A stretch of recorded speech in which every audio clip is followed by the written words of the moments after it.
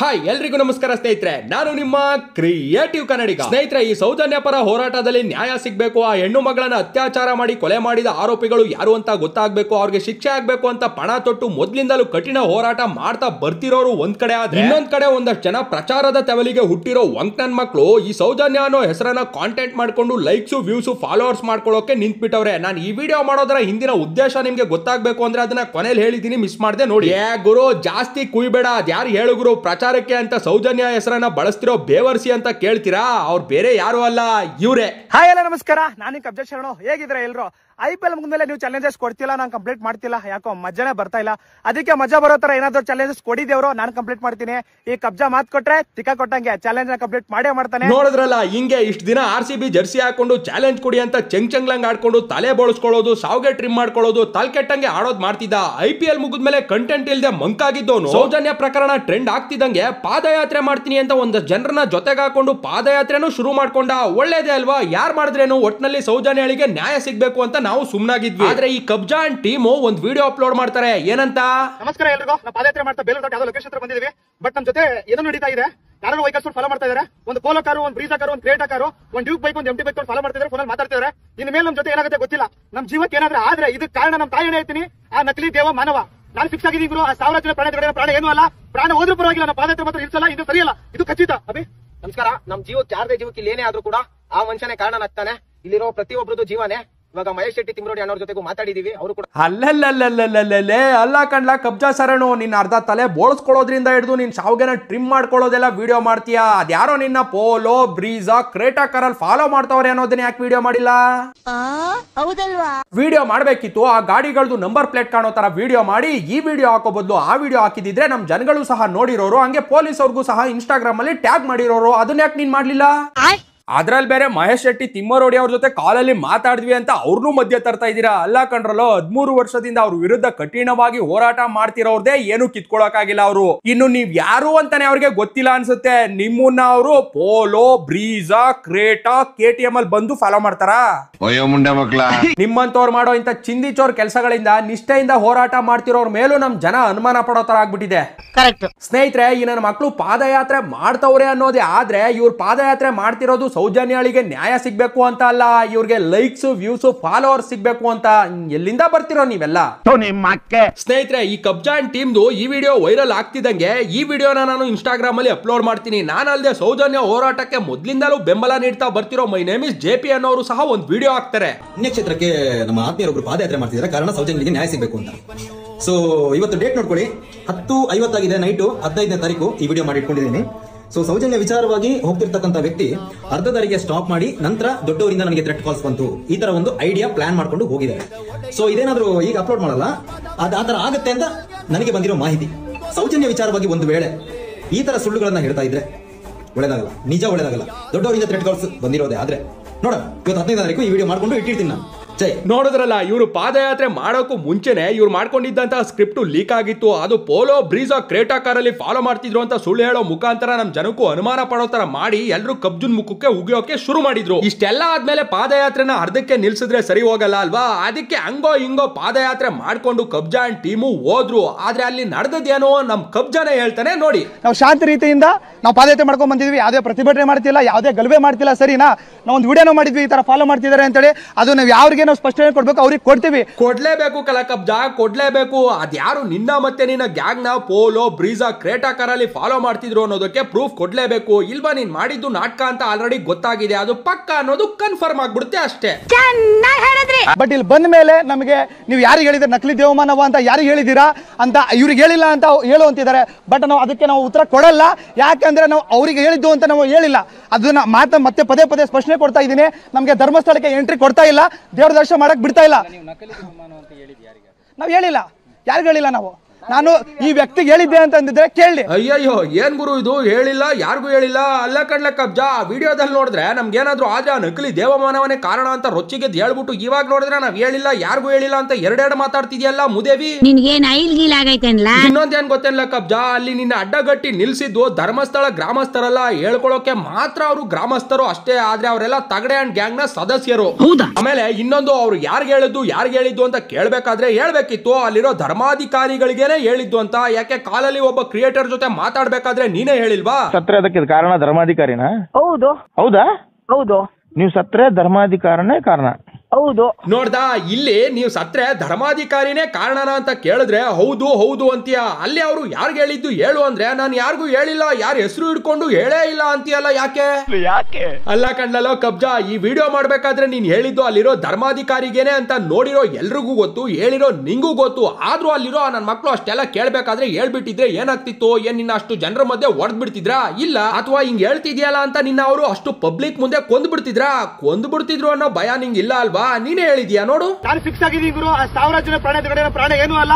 ಪ್ರಾಣ ಹೋದ್ರೂ ಪರವಾಗಿಲ್ಲ, ನಮ್ಮ ಪಾದಯಾತ್ರೆ ಮಾತ್ರ ಇರ್ಸಲ್ಲ, ಇದು ಸರಿಯಲ್ಲ, ಇದು ಖಚಿತ. ನೋಡ್ದ 1,000 ಜನರ ಪ್ರಾಣದ ಎದುರುಗಡೆ ನಮ್ದೇನು ಅಲ್ಲ, ಪ್ರಾಣ ಹೋದ್ರೂ ಪರವಾಗಿಲ್ಲ ಅಂತ ಹೇಳಿ ನಿನ್ನ ಪ್ರಾಣವನ್ನು ಲೆಕ್ಕಿಸದೆ ಪಾದಯಾತ್ರೆ ಮಾಡಿ ನ್ಯಾಯ ಕೊಡಿಸ್ಬೇಕು ಅಂತ ಪಣ ತೊಟ್ಟಿರೋ ನೀನು ಅವ್ರು ಕೇಳಿದಾಗ ಹೌದು ನಾನು ಅವ್ರಿಗೇನೆ ಹೇಳಿದ್ದು ಅಂದ್ಬಿಟ್ಟಿದ್ರೆ ಅಬ್ಬಬ್ಬಾ ಅಂದ್ರೆ ಏನ್ ಮಾಡ್ತಿದ್ರು ಗುರು? ದೇವ್ರ ದರ್ಶನಕ್ಕೆ ಬಿಡ್ತಿರ್ಲಿಲ್ಲ ಅಷ್ಟೇ. ಬೇಡ ಬಿಡು ಗುರು, ಅವ್ರು ಬಿಡೋದೇ ಬೇಡ. ನೀನ್ ಅಲ್ಲಿ ಗಂಟ ಹೋಗಿದ್ಯಾ ಅಂದ್ಮೇಲೆ ಅಲ್ಲೇ ನಿಂತಿದ್ದ ಜಾಗದಲ್ಲೇ ಅಡ್ಬಿದ್ಬಿಟ್ಟು ದೇವ್ರೇ ಮಂಜುನಾಥ ಅಣ್ಣಪ್ಪ, ಈ ದುಷ್ಟ ದುರುಳರು ನನ್ನ ಒಳಗೆ ಹೋಗೋಕ್ ಬಿಡ್ತಿಲ್ಲ, ಇಲ್ಲಿಂದಾನೇ ಕೇಳ್ಕೊತಾ ಇದೀನಿ, ಸೌಜನ್ಯಳಿಗೆ ನ್ಯಾಯ ಕೊಡ್ಸು, ಕೆಟ್ಟವ್ರಿಗೆ ಬುದ್ಧಿ ಕಲ್ಸು ಅಂತ ಹೇಳಿ ವಾಪಸ್ ಬರ್ಬೇಕಿತ್ತು. ಆದ್ರೆ ನೀನು ವಿಡಿಯೋದಲ್ಲೇ ಒಂದ್ ಹೇಳ್ತೀಯಾ, ಅಲ್ಲೇ ಒಂದ್ ಹೇಳ್ತೀಯಾ, ಕಾರ್ಗಳಲ್ಲಿ ಫಾಲೋ ಮಾಡ್ತಿದ್ರು ಅಂತೀಯಾ, ಯಾವುದೇ ಪ್ರೂಫ್ ತೋರ್ಸಲ್ಲ, ಕೇಳಿದ್ರೆ ಯಾರಿಗ್ ತೋರಿಸ್ಬೇಕೋ ಅವ್ರಿಗೆ ತೋರಿಸ್ತೀನಿ ಅಂತೀಯಾ.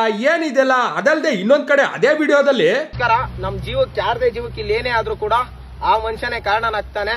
ಇಲ್ಲಿರೋ ಪ್ರತಿಯೊಬ್ಬರದು ಜೀವನೇ.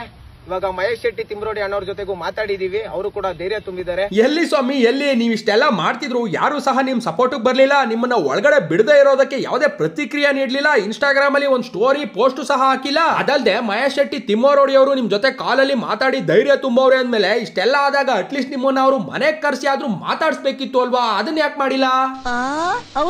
ಯಾಕೆ ಮಾಡಿಲ್ಲ ಅಂದ್ರೆ ನೀನು ಮಾಡ್ತಿರೋದು ನಕಲಿ ಪಾದಯಾತ್ರೆ. ಆ ಪಾದಯಾತ್ರೆಯ ಹಿಂದೆ ಸೌಜನ್ಯಳಿಗೆ ನ್ಯಾಯ ಸಿಗ್ಬೇಕು ಅನ್ನೋದು ನಿನ್ನ ಉದ್ದೇಶ ಅಲ್ಲ, ನಿಂಗೆ ಲೈಕ್ಸ್ ಫಾಲೋವರ್ಸ್ ಪ್ರಚಾರ ಸಿಗ್ಬೇಕು ಅನ್ನೋದು ನಿನ್ನ ಉದ್ದೇಶ ಅಂತ ಅವ್ರಿಗೆಲ್ಲ ಗೊತ್ತಿತ್ತು. ಅದಕ್ಕೆ ಅವ್ರ ಪಾಡ್ಗೆ ಅವರು ಸುಮ್ನೆ ಅವರೇ ಅಷ್ಟೇ.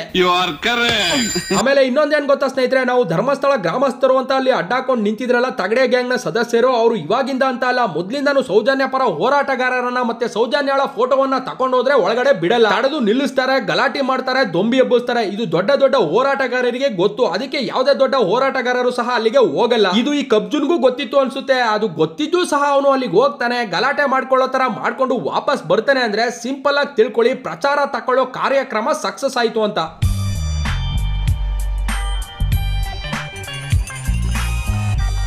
ಸ್ನೇಹಿತರೆ, ಇಷ್ಟೆಲ್ಲ ಆಗಿ ಜನ ಕಬ್ಜನಿಗೆ ಕ್ಯಾಕ್ರಿಸಿ ತುಪುಕ್ ಅಂತ ಉಗಿದ್ಮೇಲೆ ಈ ಕಬ್ಜ ಇನ್ನೊಂದು ವಿಡಿಯೋ ಮಾಡಿ ಏನ್ ಹೇಳೋನೆ ಗೊತ್ತಾ? ನಮಸ್ಕಾರ ಎಲ್ರಿಗೂ. ಕಬ್ಜನ್ಗೆ IPL ಮುಖದಲ್ಲಿ ಕಣ್ಣೀರ್ ಸಿಗ್ತಾ ಇಲ್ಲ, ಅದಕ್ಕೋಸ್ಕರ ಸೌಜನ್ಯ ಹೆಸರು ಇಟ್ಕೊಂಡು ವ್ಯೂಸ್ ಲೈಕ್ಸ್ ಫಾಲೋಸ್ ಮಾಡ್ಕೋತಿದಾರೆ ಅಂತ ಕೈಲಾಗದ ನಾಮರ್ದನ ಮಕ್ಕಳು ಸೋಷಿಯಲ್ ಮೀಡಿಯಾದಲ್ಲಿ ಅಪಪ್ರಚಾರ ಮಾಡ್ತಾ ಇದ್ದಾರೆ. ಲೋ ಕಬ್ಜಾ, ಅದು ಅಪಪ್ರಚಾರ ಅಲ್ಲ ಕಣ್ಲಾ, ಸತ್ಯ. ಯಾಕಂದ್ರೆ ನಮ್ ಜನ ಅಷ್ಟು ದಡ್ರಲ್ಲ. ನೀನು ಕಾರಲ್ಲಿ ಬಂದು ಫಾಲೋ ಮಾಡ್ತವ್ರೆ ಅಂತ ಹೇಳಿದ ತಕ್ಷಣ ನಂಬ್ಕೊಂಡು ಸುಮ್ನಾಗೋಕೆ.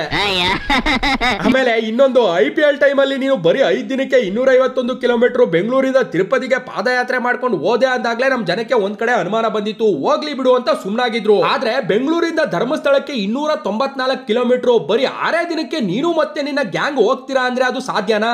ದೇವರೇ ಅರ್ಥ ಆಗ್ತಾ ಇಲ್ಲ ಗುರು. ಸಾಧ್ಯನೇ ಅಂತ ಇಟ್ಕೊಳ್ಳೋಣ. ಒಬ್ಬ ಯಂಗ್ ಅಂಡ್ ಫಿಟ್ ಆಗಿರೋ ವ್ಯಕ್ತಿ ಅವನು ಮ್ಯಾಕ್ಸಿಮಮ್ ಅಂದ್ರೆ ದಿನಕ್ಕೆ 50 ಕಿಲೋಮೀಟರ್ ನಡಿಬಹುದಂತೆ. ನೋ ಗುರು, ನೀನು ಹೇಳೋ ಪ್ರಕಾರ ದಿನಕ್ಕೆ 50 ಕಿಲೋಮೀಟರ್ ಅಂದ್ರೆ 6 ದಿನಕ್ಕೆ 294 ಕಿಲೋಮೀಟರ್ ಹೋಗ್ಬೋದಲ್ಲ ಅಂತ ನೀವು ಕೇಳ್ಬೋದು. ಸ್ನೇಹಿತರೆ, ದಿನಕ್ಕೆ 50 ಕಿಲೋಮೀಟರ್ ನಡೆದ್ರು ಪ್ರತಿದಿನ ಅಂತೂ ನಡಿಯಕ್ ಆಗಲ್ಲ. ಯಾಕಂದ್ರೆ ಕಾಲು ಮಂಡಿ ಕುಂಡಿ ಎಲ್ಲ ಊದ್ಕೊಂಡು ಸಲ್ತ್ಕೊಬಿಟ್ಟಿರ್ತವೆ, ಕಾಲೆಲ್ಲ ಬೊಬ್ಬೆ ಬಂದ್ಬಿಟ್ಟಿರುತ್ತೆ, ನಿಂತ್ಕೊಳ್ಳೋಕು ಆಗಲ್ಲ ಅನ್ನೋ ಮಟ್ಟಕ್ಕೆ ಆಗಿರುತ್ತೆ. ಅಂತದ್ರಲ್ಲಿ ನನ್ನ ಮಕ್ಕಳು ಹೆಂಗವ್ರೆ ನೋಡಿ, ಒಳ್ಳೆ ತುಪಾಕಿ ತುಂಡುಗಳಿದ್ದಂಗೆ.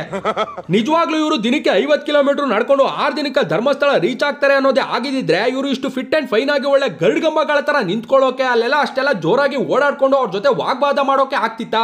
ಇಲ್ಲ, ಚಾನ್ಸೇ ಇಲ್ಲ, ನೋ ವೇ. ನಾವು ನ್ಯಾಯಕ್ಕೋಸ್ಕರ ರೋಡಿಗಳಿದ್ರೆ ಇವರು ಫಾಲೋಸ್ಗೋಸ್ಕರ ರೋಡಿಗಳಿದ್ದು ಅಂತ ಹೇಳ್ತಾ ಇದಾರೆ. ಮನೇಲಿ ಅಪ್ಪ ಅಮ್ಮ ಫೋನ್ ಇಸ್ಕೊಟ್ಟಿದ್ದಾರೆ ಅಂತ ಏನೇನು ವಿಡಿಯೋ ಮಾಡೋದಲ್ಲ. ನೀವು ನಿಮ್ಮ ಅಪ್ಪನಿಗೆ ಹುಟ್ಟಿದ್ರೆ ರೋಡಿಗಳಿದ್ರೆ ಹೋರಾಟ ಮಾಡಿ. ಅಲ್ಲಲ್ಲೇ, ರೋಡ್ಗಿಳಿದು ಹೋರಾಟ ಮಾಡ್ತಾ ಇದೀಯ ಅಂದ್ರೆ ನೀನ್ ಮಾತ್ರ ಅಪ್ಪಂಗುಟ್ಟಿರೋದು, ರೋಡ್ಗಿಳಿದು ಹೋರಾಟ ಮಾಡ್ಲಿಲ್ಲ ಅಂದ್ರೆ ಬೇರೆಯವರು ಅಪ್ಪಂಗುಟ್ಟಿಲ್ಲ ಅಂತನಾ? ಏನೋ ಕಬ್ಜಾ ಇದು ಲಾಜಿಕ್? ಲೋ ಕಬ್ಜಾ, ನಿಂಗೊಂದು ಗೊತ್ತಿರ್ಲಿ, ಈ ಸೌಜನ್ಯ ಹೋರಾಟ ದೇಶದಾದ್ಯಂತ ಸುದ್ದಿ ಮಾಡೋ ಹಾಗೆ ಮಾಡಿದ್ ಸಮೀರ್ ಸಹ ಮನೇಲೆ ಕೂತ್ಕೊಂಡೆ ವಿಡಿಯೋ ಮಾಡಿದ್ದು ಮಾಡ್ತಿರೋದು. ಓಕೆನಾ? ಅಲ್ಲ ಕಣ್ಣ ಕಬ್ಜಾ, ನೀನು ಇಷ್ಟೆಲ್ಲ ಇವಾಗ ಗಂಡುಗಲಿ ಕುಮಾರರಾಮನ್ ತರ ರೊಚ್ಚಿಗೆದ್ದು ರೋಡಿಗಿಳಿದು ಹೋರಾಟ ಮಾಡಿ ಅಂತ ರಂಪಾಟ ಮಾಡ್ತಿರೋನು ಸಮೀರ್ ಅವರು ಮೊದಲನೇ ವಿಡಿಯೋ ಮಾಡಿದಾಗ ಎಲ್ಲೋಗಿದ್ದೆ? ಅಲ್ಲಿಂದ ಇಲ್ಲಿವರೆಗೂ ಅಂದ್ರೆ ಸಮೀರ್ ಅವರು 3ನೇ ವಿಡಿಯೋ ಮಾಡೋವರೆಗೂ ಸೌಜನ್ಯಳಿಗೆ ನ್ಯಾಯ ಸಿಗ್ಬೇಕು, ಅದಕ್ಕೆ ನಾನು ಪಾದಯಾತ್ರೆ ಮಾಡ್ಬೇಕು ಅಂತ ನಿನ್ಗೆ ಅನ್ಸಿರ್ಲಿಲ್ವಾ? ಅನ್ಸಿರಲ್ಲ ಬಿಡು. ಯಾಕಂದ್ರೆ ಇಷ್ಟು ದಿನ IPL ಟ್ರೆಂಡ್ ಅಲ್ಲಿ ಬಿದ್ದು ಒದ್ದಾಡಿ ಚಾಲೆಂಜ್ ಕೊಡಿ ಅಂತ ಬೇಡ್ಕೊಂಡು ಬೋಳ್ಸ್ಕೊಂಡು ಬೆರಗ್ ಬಂದಂಗ್ ಆಡ್ತಿದ್ದೆ. IPL ಎಲ್ಲ ಮುಗಿದು ತಣ್ಣಗಾದ್ಮೇಲೆ ಒಂದಷ್ಟು ವಿಡಿಯೋಸ್ ಗಳನ್ನ ಮಾಡಿದೆ. ಅವಕ್ಕೆ ಲೈಕ್ಸ್ ವ್ಯೂಸ್ ಬರ್ಲಿಲ್ಲ. ಅವಾಗ ಏನ್ ಮಾಡೋದು ಅಂತ ಮಂಕಾಗಿದ್ದಾಗ ಸೌಜನ್ಯ ಮ್ಯಾಟ್ರು ಮತ್ತೆ ಟ್ರೆಂಡ್ ಬಂತು. ಅವಾಗ ಅಗೇನ್ ಚಾಲೆಂಜ್ ಕೊಡಿ ಅಂತ ಬೇಡ್ಕೊಂಡೆ. ಯಾರೋ ಚಾಲೆಂಜ್ ಕೊಟ್ಟ ಮೇಲೆ ಪಾದಯಾತ್ರೆ ಅಂತ ಶುರು ಮಾಡ್ಕೊಂಡೆ. ಅದು ನಿನ್ ಮನ್ಸಲ್ಲಿ ನೀನಾಗಿದ್ ನೀನ್ ಮಾಡ್ಬೇಕು ಅಂತ ಅನ್ಸಿದ್ದಲ್ಲ, ಯಾರೋ ಚಾಲೆಂಜ್ ಕೊಟ್ಟ ಮೇಲೆ ಮಾಡ್ಬೇಕು ಅಂತ ಅನ್ಸಿದ್ದು ಅಲ್ವಾ. ನಾನು ಈ ಸಲ ಚಲೋ ಧರ್ಮಸ್ಥಳ ಅಂತ ಇನ್ನೊಂದ್ಸಲ ಪಾದಯಾತ್ರೆ ಹಮ್ಮಿಕೊಂಡಿದ್ದೀನಿ. ಜಾಯಿನ್ ಆಗಿ ದೊಡ್ಡ ಮಟ್ಟದಲ್ಲಿ ಯಶಸ್ಸು ಮಾಡೋಣ. ನಾನು ಈ ಸಲ ಯಾವುದೇ ರೀತಿಯಾಗಿ ಸೋಷಿಯಲ್ ಮೀಡಿಯಾದಲ್ಲಿ ನನ್ನ ಪಾದಯಾತ್ರೆ ಮಾಡಿದ್ದು ಕ್ಲಿಪ್ಸ್ ಆಗ್ಲಿ ವಿಡಿಯೋಸ್ ಆಗ್ಲಿ ಶೇರ್ ಮಾಡ್ಕೊಳ್ಳಲ್ಲ. ಹೌದು ಗುರು, ಮಾಡ್ತೀಯಾ, ಮಾಡೇ ಮಾಡ್ತೀಯಾ. ಇನ್ನೊಂದ್ಸಲ ಪಾದಯಾತ್ರೆ ಮಾಡ್ತೀಯಾ. ಯಾಕಂದ್ರೆ ಈ ಸಲ ಜನಗಳು ಉಗ್ದಿರೋ ಉಗ್ಳನ್ನ ಒರೆಸ್ಕೊಳ್ಳೋಕೆ, ನಾನು ಮಾಡಿದ್ದು ಪ್ರಚಾರಕ್ಕಲ್ಲ ನ್ಯಾಯಕ್ಕೆ ಅಂತ ಪ್ರೂವ್ ಮಾಡ್ಕೊಳ್ಳೋಕೆ ಇನ್ನೊಂದ್ಸಲ ಮಾಡೇ ಮಾಡ್ತೀಯಾ. ಅದ್ರಲ್ಲಿ ಬೇರೆ ಈ ಸಲ ಮಾಡೋ ಪಾದಯಾತ್ರೆನ ಸೋಷಿಯಲ್ ಮೀಡಿಯಾದಲ್ಲಿ ಹಾಕಲ್ಲ ಅಂತ ಇದೆಯಾ? ಅಲ್ಲ ಗುರು, ವಿಡಿಯೋಗಳನ್ನ ಹಾಕೊಂಡೆ ಒಳೊಳಗೆ ನವರಂಗಿ ಆಟ ಆಡಿರೋ ನೀನು ಇನ್ನು ವಿಡಿಯೋಸ್ ಹಾಕ್ತೇನೆ ಇನ್ನೆಷ್ಟು ಐಮಿಂಡ್ರಿ ಆಟಗಳನ್ನ ಆಡ್ತೀಯೋ ಆ ಭಗವಂತನೇ ಬಲ್ಲ. ಆಮೇಲೆ ಸ್ನೇಹಿತರೆ, ಈ ಕಬ್ಜಾ ಅಂಡ್ ಗ್ಯಾಂಗ್ದು ಈ ಇನ್ಸಿಡೆಂಟ್ ಆದ್ಮೇಲೆ ಅವರ ಬಿಲ್ಡಪ್ ಗಳು ಯಾವ ಮಟ್ಟಕ್ಕಿದೆ ಗೊತ್ತಾ?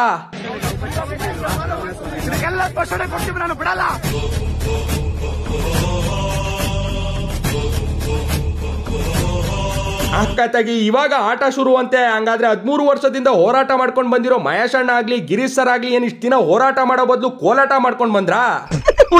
ಅಲ್ಲ ಕಣ್ಲ ಮುದೇವಿ, ಒಂದಿನ ಆದ್ರೂ ಮಹೇಶ್ ಅಣ್ಣ ಆಗ್ಲಿ ಗಿರೀಶ್ ಸರ್ ಆಗ್ಲಿ ಸಮೀರ್ ಆಗ್ಲಿ ಈ ತರ ಬಿಲ್ಡಪ್ ಕೊಟ್ಟಿಲ್ಲ. ನೀವು ನೋಡಿದ್ರೆ ಇಷ್ಟ ದಿನ ಯಾರು ಮಾಡದೆ ಇರೋದನ್ನ ನಾವು ಮಾಡ್ತಾ ಇದೀವಿ ಅನ್ನೋ ತರ ಬಿಲ್ಡಪ್ ಕೊಟ್ಕೊಂಡ್ ಸಾಯ್ತಾ ಇದೀರಲ್ರೋ ಸ್ನೇಹಿತರೆ. ಸುಳ್ಳು ಹೇಳೋಕೆ, ಕಾಂಟೆಂಟ್ ಮಾಡೋಕೆ, ಕಾಮಿಡಿ ಮಾಡೋಕೆ ಅಂತಾನೆ ತುಂಬಾ ವಿಷಯಗಳು ಇರ್ತವೆ. ಅಂತವುಗಳ ಮೇಲೆ ಇವರು ಎಷ್ಟಾದ್ರೂ ಸುಳ್ಳಿನ ಸರಮಾಲೆಗಳನ್ನೇ ಸುರಿಸಿ ವಿಡಿಯೋ ಮಾಡ್ಲಿ ಬೇಡ ಅನ್ನಲ್ಲ. ಆದ್ರೆ ಸೌಜನ್ಯ ಅನ್ನೋದು ಒಂದು ಶಕ್ತಿ. ಒಂದ್ ಲೆಕ್ಕಾಚಾರದಲ್ಲಿ ಆ ಹೆಣ್ಮಗಳು ಒಂದು ದೇವಿಯ ಸ್ವರೂಪ ಅಂತ ಹೇಳಿದ್ರೆ ತಪ್ಪಾಗಲ್ಲ. ಅಂತ ಸೌಜನ್ಯಳ ಹೆಸರನ್ನ ಮುಂದೆ ಇಟ್ಕೊಂಡು ದುಡ್ಡು ಮಾಡೋದು, ನೇಮು ಫೇಮು ಮಾಡ್ಕೊಳ್ಳೋದು, ಲೈಕ್ಸ್ ವ್ಯೂಸ್ ಫಾಲೋವರ್ಸ್ ಮಾಡ್ಕೊಳ್ಳೋಕೆ ಚೀಪ್ ಟ್ರಿಕ್ಸ್ ಮಾಡೋದು ತುಂಬಾ ಅಂದ್ರೆ ತುಂಬಾ ದೊಡ್ಡ ತಪ್ಪು. ಈ ತರ ಮಾಡೋ ಬೇವರ್ಸಿಗಳಿಗೆ ಆ ಮಂಜುನಾಥ ಅಣ್ಣಪ್ಪ ಸ್ವಾಮಿ ಆದಷ್ಟು ಬೇಗ ಕುಷ್ಠರೋಗ ಕೊಡ್ಲಿ ಅಂತ ನಾವು ಕೇಳ್ಕೊತೀವಿ ಅಷ್ಟೇ.